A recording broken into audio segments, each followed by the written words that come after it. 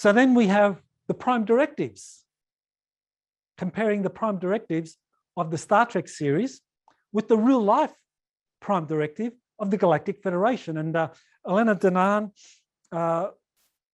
was given a message. She described it as a gift, and it truly was a gift. So thank you, Thor and the Galactic Federation, for this gift, for releasing their Prime Directive, the real Prime Directive. So what was the Prime Directive that was released by Thor? It was dictated by Thor to Elena, using this physical transmission or implant that Elena has in her head that was repurposed from an earlier abduction incident. It was repurposed so that she could now communicate directly with Thor. And so the Prime Directive was transmitted as a precise verbal rendition of the text that was embedded within a hologram, so that the Galactic Federation, their documents, their key foundational documents and agreements are not texts like we think of a text that's written and housed in a repository like the United Nations. It's actually a holographic document that contains text and images and so forth.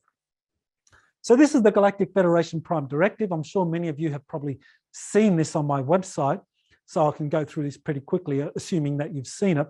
But if you haven't seen it, just go to my website and go to that article there, and you can read it, as well as watching the interview I did with Elena, where she describes the Galactic, describes the Prime Directive, and Thor's commentary. Very, very important. I forgot to mention that not only did Thor release the document, but he also provided a commentary on each of the articles that Elena discusses in that interview we did. So look at the interview and look at the Prime Directive itself, the document itself, from my website. So Article 4, as the right of each sentient species to live following the greater universal law of free will in accordance with its natural and biological cultural evolution is considered sacred, no members or personnel of the Galactic Federation of Worlds may interfere with the normal, autonomous, and healthy development of native life, society, and culture. So that principle of non-interference is encapsulated in Article 4. Such interference includes introducing superior knowledge, strength, or technology to a world whose members and society are incapable of handling such advantages wisely, judged on their present level of spiritual, moral, and technological evolution. So this is saying that the Galactic Federation would never do what the reptilians did during the World War II, giving advanced technologies to one major country in a worldwide war, which was advanced technologies that was beyond the level of our global technology at the time. That the Galactic Federation wouldn't do that, but the reptilians did it. So that created the precedence for this, Article 10. Federation personnel may not violate this Prime Directive unless they are acting to right an earlier violation or an accidental contamination of said culture. This directive takes precedence over any and all other considerations and carries with it the highest moral obligation. So that means that because the reptilians during the Second World War intervened and manipulated or provided advanced technologies to Nazi Germany to build this flying saucer program both in occupied Germany and in Antarctica, they had corrupted the timeline. They were violating the Prime Directive. They were violating. And because of that, the Galactic Federation was responsible, actually having the highest moral obligation to intervene and to rectify that injustice. And this directly correlates with what I said at the very beginning, with this galactic tyranny that had been traced back to the Earth from 357 years in our future that Alex Collier talked about in the 1990s, traced back to the Earth. This contamination happened during the Second World War when the reptilians helped the Nazis in order to help them win the Second World War, and then when that failed, to help them build a powerful flying saucer program in Antarctica, so that by the time the Allies sent an expeditionary naval force to Antarctica in 1947, the Germans had enough time to develop their spacecraft to defeat the naval expeditionary force that Admiral Byrd headed.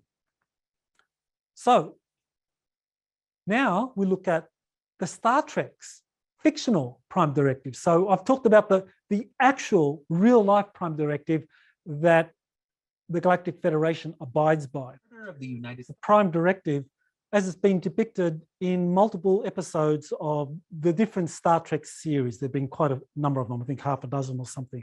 And they all refer to the Prime Directive and encapsulate it, as you just saw, as the principle of non-interference. Well, there was an attempt to kind of codify the Prime Directive that was mentioned in the multiple Star Trek series. And this attempt to codify it and put it in textual form appeared in a book that was written in 1987 by Bernard Menke and Rick Stewart, with the blessing and maybe even the collaboration, certainly the collaboration with Gene Roddenberry. I believe Roddenberry was still alive in '87. And so they put together a text version of the Prime Directive as it was depicted in the many different Star Trek episodes and series. So the Star Trek Prime Directive also went by the name of Starfleet General Order 1. So in the book, the Federation that Menke and Stewart authored with the blessing of Gene Roddenberry, this is how they codified the Prime Directive. As the right of each sentient species to live in accordance with its normal cultural evolution is considered sacred, no Starfleet personnel may interfere with the normal and healthy development of alien life and culture.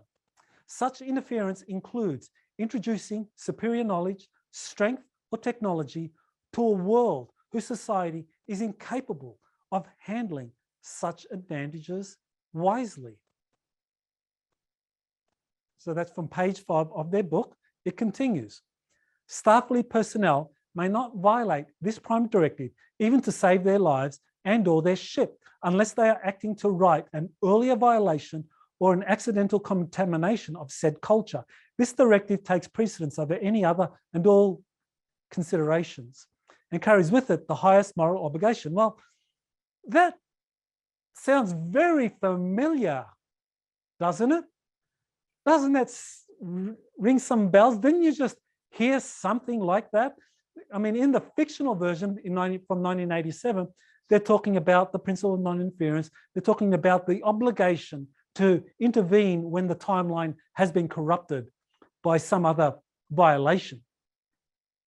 So very, very similar to the actual Prime Directive. So what I did when I found this, I actually compared it line by line with the Prime Directive that Elena had released from Thor. And this is what I found. So maybe you want to maximize this, Jazz, so that everyone can see it, just for the screen, so everyone can see it. So what I've done is I've highlighted the areas, the wording in yellow, highlighted in yellow, the words that are in exact match. So on the left-hand side, you have the Prime Directive of the Galactic Federation of Worlds.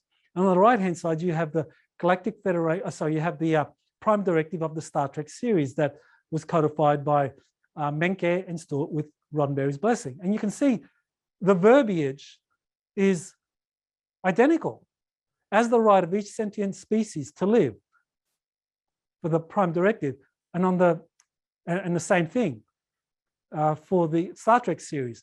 Then it talks about cultural evolution is considered sacred. Same thing for the Star Trek series. Then in blue, virtually identical, but just a few extra words added in.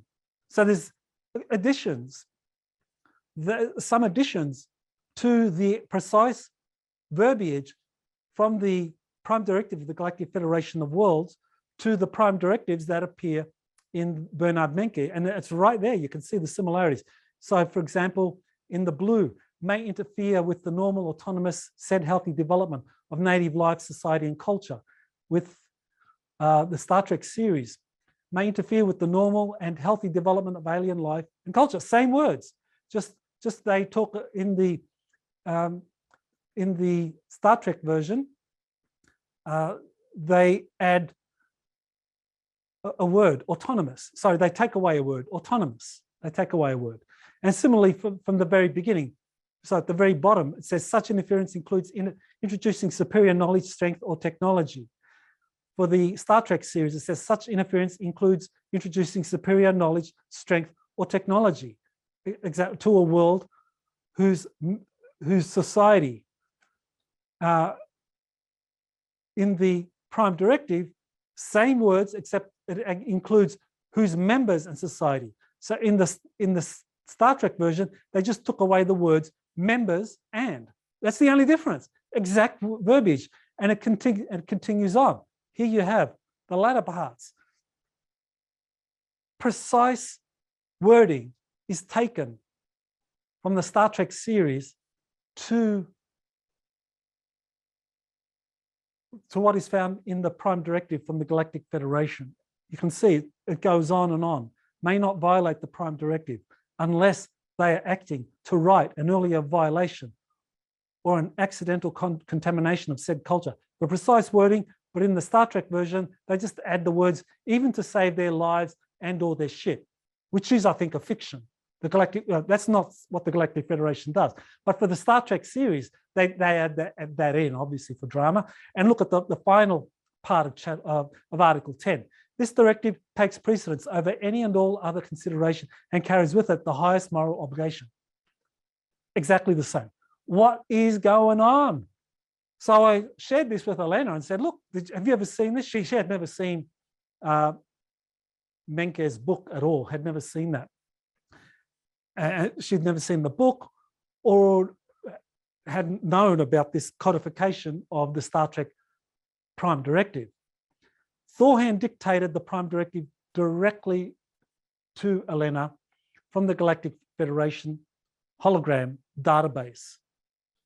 So this is telling us that what Elena presented, which was presented in the interview and I put on the website, exopolitics.org, that came directly from the Galactic Federation database. She did not know about Menke's book. And Elena herself is a native French speaker. And I know Elena very well. And she will admit, she will confess that her English grammar is not the best. And you know, she speaks with a lovely French accent. So who cares about English grammar, right? So, you know, the French goddess wants to mangle English grammar. You know, what mere mortal is going to object, right? So, you know, so her grammar is not the best. So there's no way Elena could have produced that Prime Directive she dictated from Thorhan. So it came directly from the Galactic Federation.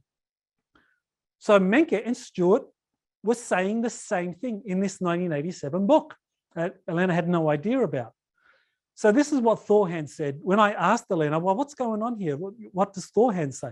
He said in a message that I just received, and I do plan to write up an article on this when I get a little bit of time. So Thorhan said, quote, Stevens and Roddenberry were made aware of the Galactic Federation of Worlds and given an excerpt of the Prime Directive to be released when the moment would be appropriate. Menke is a name that sounds familiar to me. Someone gave this document to him for this fragment of the truth to be released in a fictional way, serving our program of progressive disclosure. So either it was Leslie Stevens, the fourth, it could have been Gene Roddenberry himself, or maybe some other Navy asset that was working with the psychological warfare program that the Navy had set up to prepare humanity for a future where Star Trek would be manifested. Menke had gotten this document from them. Thorhan went on. Roddenberry knew about it and he was following the plan accordingly. Many information given to him were released along the years following a specific agenda. Impregnating the collective unconscious of a species is not done at once. It takes time. Okay, end quote. So very clearly, the Galactic Federation understood that there had to be a soft disclosure program throughout the many decades that the Galactic Federation was technologically helping the US Navy build its space battle groups, that you also had to have a soft disclosure program, a psychological warfare program that the Navy would run simultaneously. And that's what was happening. And that was what Leslie Stevens, both father and son, were involved in. And they connected Gene Roddenberry and others in that initiative.